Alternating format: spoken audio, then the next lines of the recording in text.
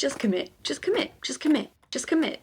Just commit is some of the worst skateboarding advice for beginners. But hear me out, because the reason it's bad advice is important.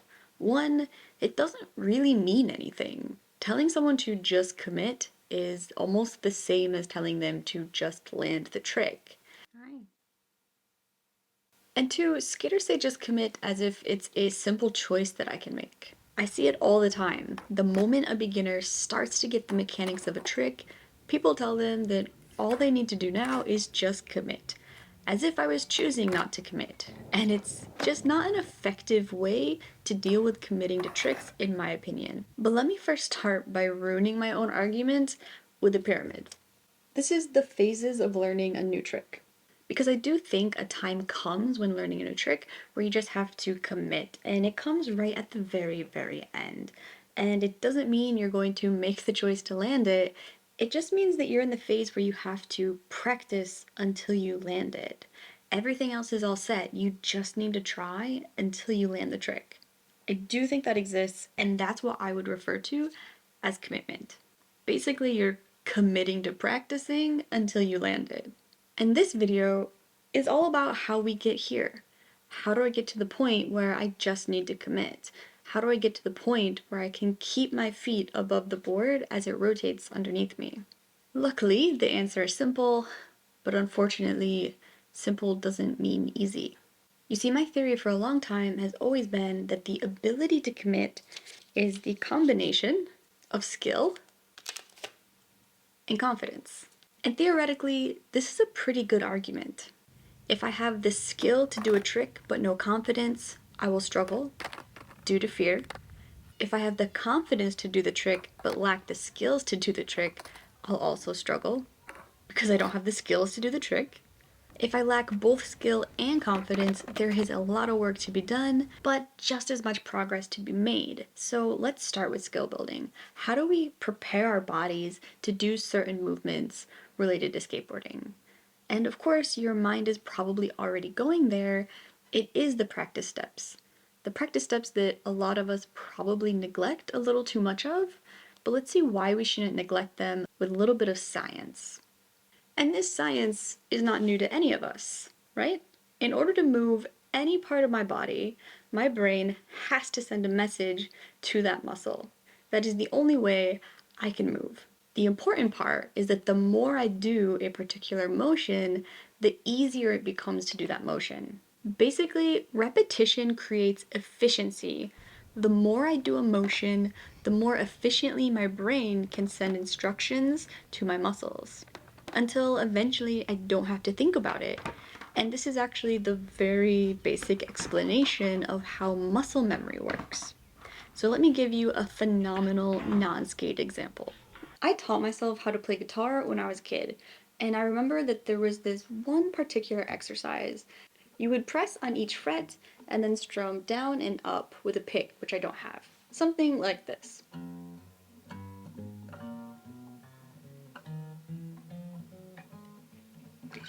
Etc. Objectively, that is not a difficult skill. That is something that anybody could sit down and do if they practiced. However, during the first few weeks of learning this skill, it's very difficult, and it's very difficult for a new guitar player because my brain never asked my hands to move in this motion. Both hands are doing different things, and then they have to move around and they have to press the right strings. This hand has to play the right string. It can be very difficult to a beginner. And I'm not good at it, like at all. And the reason is that even though I knew I should practice it, I didn't. However, despite the fact that I have not played guitar consistently, or even barely once a year, over the past 10 years, I can still play songs like this.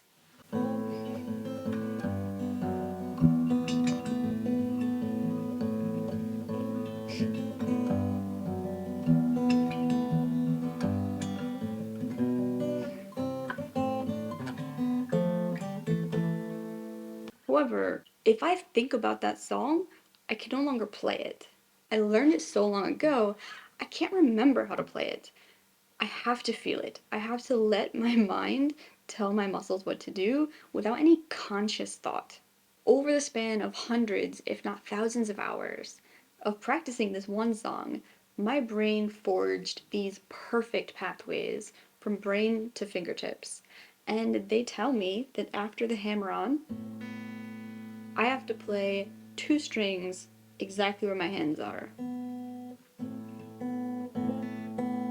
But if I was to just think about it, I can't remember that because it was so long ago. My mind forged the pathway, and all I need to do is trust my brain.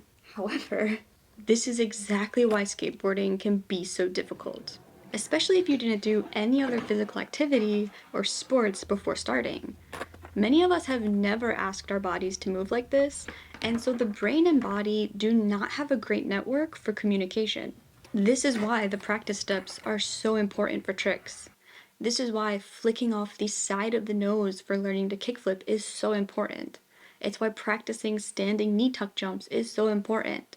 You are developing neural pathways for your brain to send messages to your body, and it takes a long time. But it also explains two very important things. One, why it takes so long, because our brain is literally trying to clear a pathway so that it can send an efficient message to our muscles.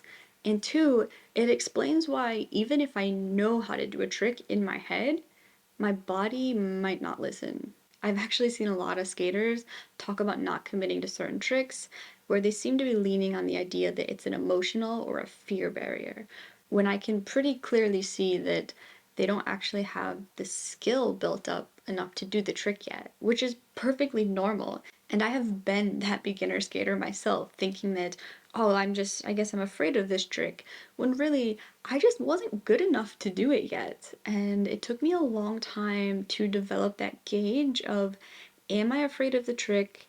Or am I not skilled enough to do it yet? And once I started realizing how important the skill factor was, I became a lot more patient with myself. It's part of the reason why I almost don't get frustrated learning new tricks anymore, spacewalks aside, but other tricks I really don't feel frustrated with, even if it takes me months and months and months of not doing them.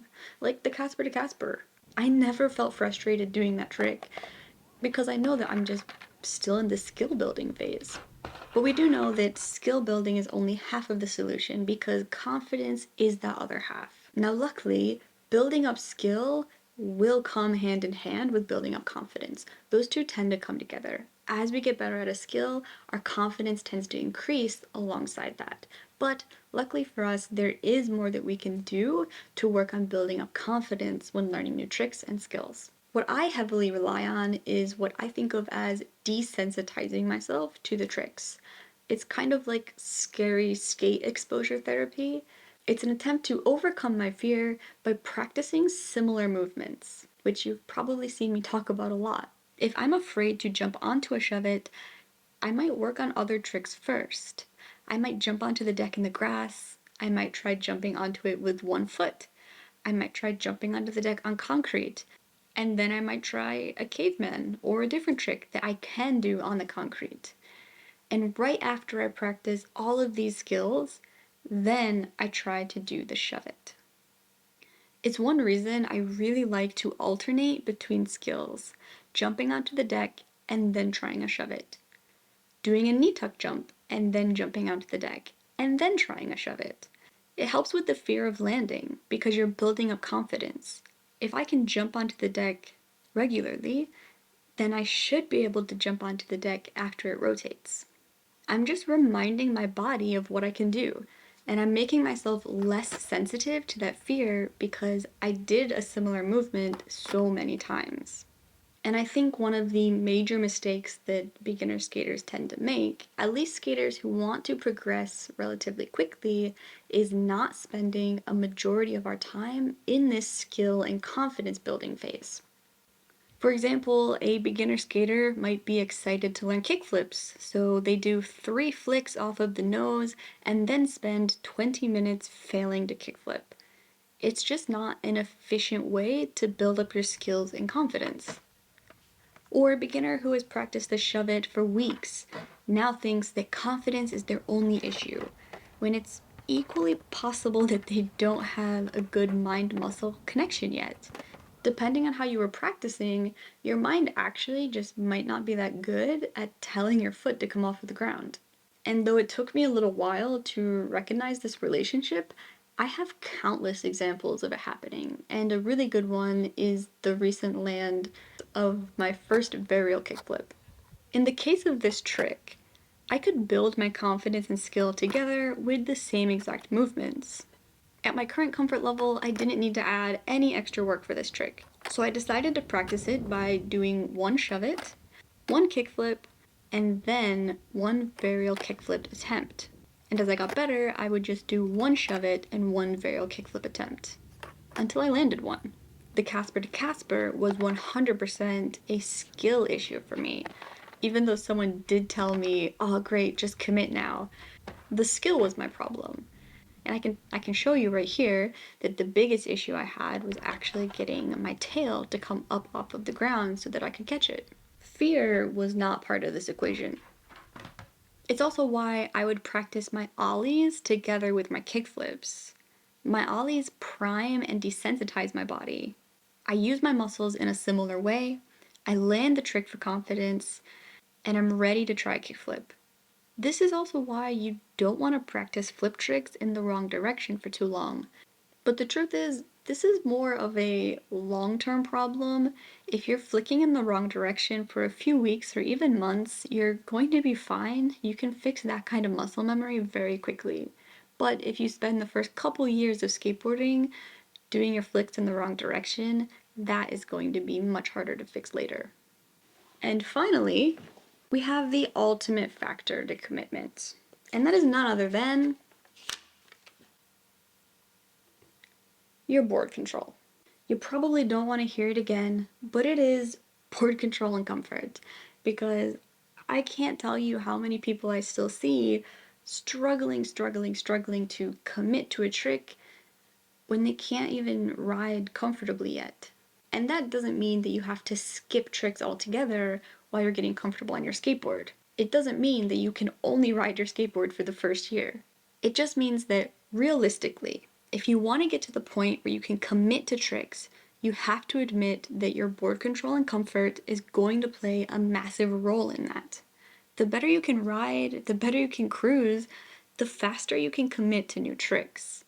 Every 6 months or so, I feel like I make it up one more rung of the board comfort ladder, and I feel it in my skating.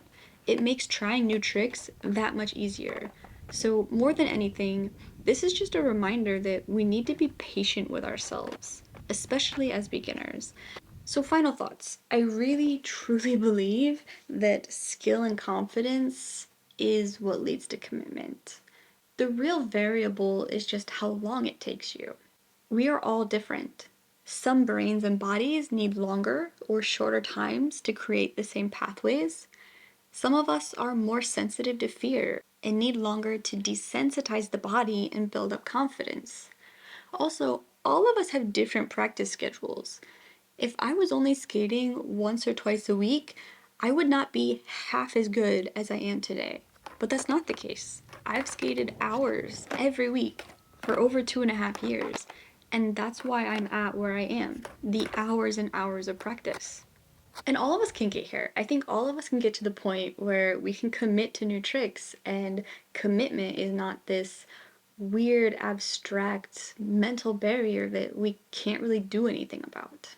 I think all of our tricks boil down to skill and confidence, and there are ways that we can attack each skill so that we're focusing on either confidence building or skill building. And that can help us progress faster. At least that's what I think. This is just another one of my observation based, but kind of scientifically based skate theories. I hope you liked it. My TED Talk.